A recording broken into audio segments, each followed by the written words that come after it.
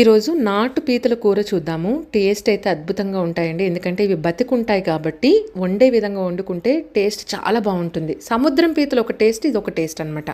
And పీతలు తినే concept కూడా కూర అనేది చల్లారిపోయి ఉండాలి, వేడి వేడిగా అన్నం ఉండాలన్నమాట. వేడి వేడి అన్నంలో ఈ కూర కలుపుకొని తింటే అద్భుతంగా ఉంటుంది. ట్రై చేయండి. అండ్ కొత్తగా చూసేవాళ్ళు మన ఛానల్ని సబ్స్క్రైబ్ చేసుకోవటం మర్చిపోవద్దు. నేను పీతలను ఆల్రెడీ క్లీన్ చేసి పెట్టుకున్నా. ఈ ఆరెంజ్ కలర్ది గుడ్ అనమాట, చాలా బాగుంటుంది. ముందు మసాలా వచ్చేసి అల్లం వెల్లుల్లిపాయ, చెక్క, లవంగా, ఇలాచి, కొన్ని గసగసాలు, కాస్త జీలకర్ర, ఒక టొమాటో, ఇవన్నీ కలిపి పేస్ట్ చేసుకోవాలి. ఆయిల్ వేడైన తర్వాత ఓ మీడియం సైజ్ ఆనియన్స్ 2, 4 పచ్చిమిరపకాయలు వేసి ఉప్పు పసుపు వేసి బాగా మగ్గనివ్వాలి. ఉల్లిపాయలు గోల్డెన్ బ్రౌన్ వచ్చిన తర్వాత దీంట్లో ప్రిపేర్ చేసుకున్న మసాలాని కూడా వేసి ఆయిల్ పైకి తేలే వరకు ఫ్రై చేసుకోవాలి.